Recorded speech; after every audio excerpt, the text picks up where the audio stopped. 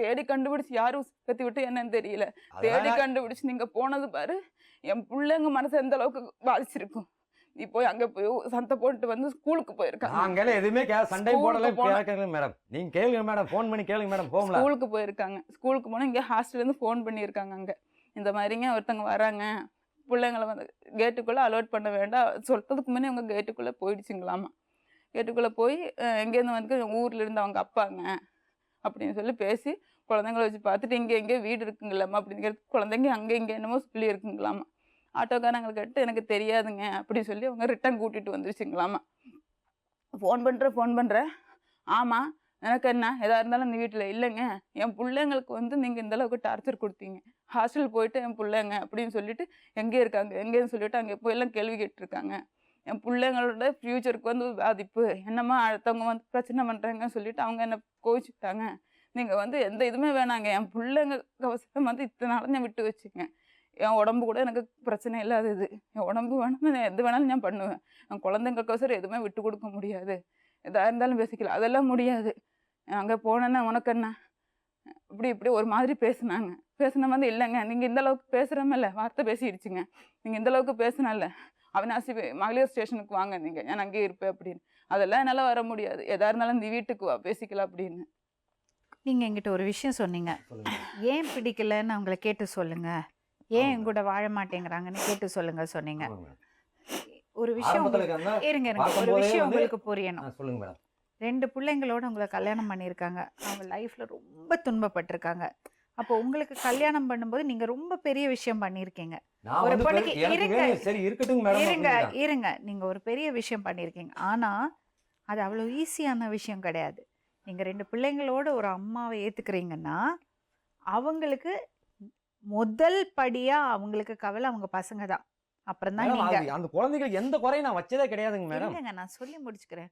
ஒரு புரிதல் இருக்கணும் அவங்களுக்கு. எங்கேயாவது நம்ம குழந்தைங்கள பார்க்காம போயிடுவாங்களோன்னு ஒரு கவலை எப்பவுமே ஓடிட்டு இருக்கும். 2 பசங்களுக்குள்ள அந்த வித்தியாசம் காமிக்கிறீங்கன்னு அவங்க நினைக்கிறாங்க. அது சரியா இருக்கணும்னு இல்லை, அந்த மாதிரி நான் நினைச்சதே கிடையாதுங்க. இன்னொரு விஷயம் அந்த புரிதல் இல்லை உங்களுக்குன்னு அவங்களுக்கு தோணி இருக்கு. அடுத்த விஷயம், நீங்க ரொம்ப செக்ஸ் டார்ச்சர் கொடுக்குறீங்க. அந்த மாதிரி கிடையவே கிடையாதுங்க மேடம். அவங்க அதான் 70 நாள்ல வந்து அந்த நான் இருந்து எனக்கு வெளியில சொல்லணும். நீங்க கணக்கெல்லாம் சொல்லாதீங்க என்கிட்ட. அவங்க அதுதான் சொல்றாங்க. நீங்க கேட்டு சொல்லணும் சொன்னீங்கல்ல, அதுதான் உங்களுக்கு பிரச்சனை. நான் அந்த டார்ச்சர் கொடுத்ததே கிடையாதுங்க மேடம். இதுக்கு மேல எனக்கு எதுவும் சொல்றதுக்கு இல்லைங்க. தயவு செஞ்சு அவங்க பணம் கேட்குறாங்க, என்னால் பணம் கொடுக்க முடியும், பணம் கொடுக்கலன்னு நீ எப்படி பிழைக்கிறேன்னு பார்க்குற, அந்த பணம் நீ எப்படி வாங்குவேன்னு பார்க்குற. அதெல்லாம் இந்த வார்த்தை சொன்னதே கிடையாதுங்க மேடம். சத்தியமா வந்து இங்க பேசணும். அந்த பணத்துக்கும் இதுக்கும் சம்பந்தம் கிடையாதுமா. உங்க ஹஸ்பண்டோட ஆக்சிடென்ட் பணம் நிச்சயமா உங்க பசங்களுக்கு வரும். அதுக்கு நீங்க கல்யாணம் பண்ணாலும் பண்ணலைனாலும் உங்களுக்கு வரும்.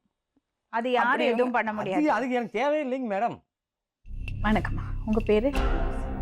சின்னம்மா. உங்களுக்கு ஒரு பையன் ஒரு பொண்ணு இல்லையா? 19 வயசு இந்த குழந்தைக்கு. ஆமாங்கம்மா. அவ குழந்தை. என்னம்மா நடந்தது? ஏன் இப்படி? ஒன்றுமே செய்யலைங்கம்மா, நல்லா தான் இருந்துச்சு.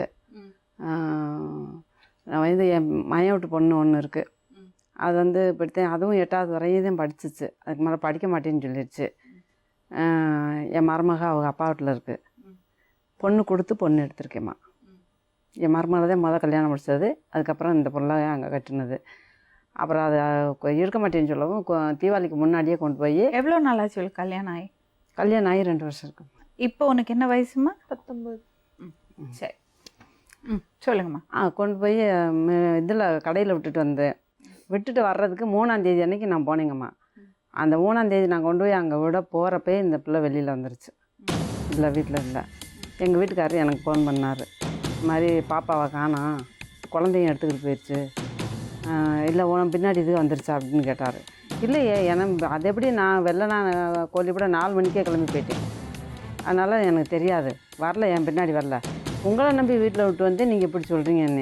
இல்லைம்மா குழந்தைய குளிச்சு விட்டுக்கிட்டு இருந்துச்சு, என்னப்பா இன்றைக்கி குளிச்சு விட்ற நேரத்தில் அப்படின்னு கேட்டேன். இல்லைப்பா நேற்று தடுப்பூசி போட்டு வந்தான், அதனால் மேலெலாம் கசகசன்னு இருக்குன்னு சொல்லி குளிச்சு விட்டுட்ருக்கேப்பான்னு சொல்லிச்சு. மாத்திரை வாங்கிட்டு வர்றேன் வாப்பா, எனக்கு தலைவலிக்குதுன்னு சொல்லிச்சு. நான் மாத்திரை வாங்கிட்டு வர்றேங்காட்டியும் திரும்ப வந்து பார்க்குறேன், வீட்டில் ஆள் இல்லை. எங்கே போயிருக்கா என்னன்னு தெரியுமா உங்களுக்கு? தெரியாதுங்கம்மா. ஒன்றுமே தெரியாது? தெரியவே தெரியாது. ரொம்ப தூரம் தேடணும். தெரியலை. இப்போ தெரியுமா உங்களுக்கு அவன் எங்கே போனான்னு? இப்போ தான் இங்கே வந்தது தெரியும். சரி, சதீஷ்குமாரோட வந்திருக்காங்க. ஆமாம். அதை பற்றி சொல்லுங்களேன். உங்களுக்கு தெரியும்ல, அவள் காதலிச்சு 3 மாதம் அந்த பையனோட வாழ்ந்திருக்கா. இல்லைங்கம்மா, 3 மாதம்லாம் இல்லைங்கம்மா. ஃபஸ்ட்டு ஆரம்பத்தில் 10வது படிச்சுட்டு இருந்துச்சுங்கம்மா. நாங்கள் வந்து ரொம்ப வறுமை கீழே உள்ளவங்க தான். அதனால் என் வசதிக்கு தகுந்தபடிக்கு நான் படிக்க வச்சேன். 10வது வரையும் தான் படிக்க வச்சேன். படிச்சுட்டு இருக்கும்போது இந்த பிள்ளையும் இன்னொரு பிள்ளையும் சௌந்தர்யா அந்த பிள்ளை பேர், 2 பேரும் ஃப்ரெண்ட்ஸுங்க. நம்ம வீட்டுக்கு பக்கத்தில் பெரிய மில்லு, பஞ்சு மில்லு இருக்குது. அங்கே இருந்த பிள்ளைங்க லீவு நாள் வரைக்கும் வேலைக்கு போகுங்க. அவன் அங்கே லோடுமேன் வேலை பார்த்துருக்கேன். இந்த பழகுனது வச்சதெல்லாம் எங்களுக்கு தெரியாதுங்கம்மா. இதே மாதிரி தான் அந்த பிள்ளை நைட்டில் கிளம்பி போயிடுச்சு. போனதுக்கப்புறம் தேடி போலீஸில் கம்ப்ளைண்ட் பண்ணி தேடி அம்மா நத்தத்தில் வந்து எஸ்ஆர்பின்னு சொல்லி ஒரு ஆள், கொஞ்சம் முக்கியமான ஆள், அவர்கிட்ட சொல்லி 5 நாளையில் கூட்டிகிட்டு வந்தாங்க.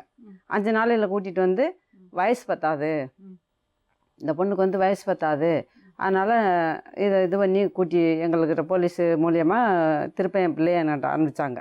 2 வருஷத்துக்கு அப்புறந்தேன் இந்த பிள்ளை முழு சம்மதத்தோடதேன் என் மருமகளோட தம்பிக்கு தான் கல்யாணம் முடிச்சு வச்சோம். சரி, அப்புறம் ஏன் அந்த திருமணத்தில் அவள் சந்தோஷமா இருக்கல?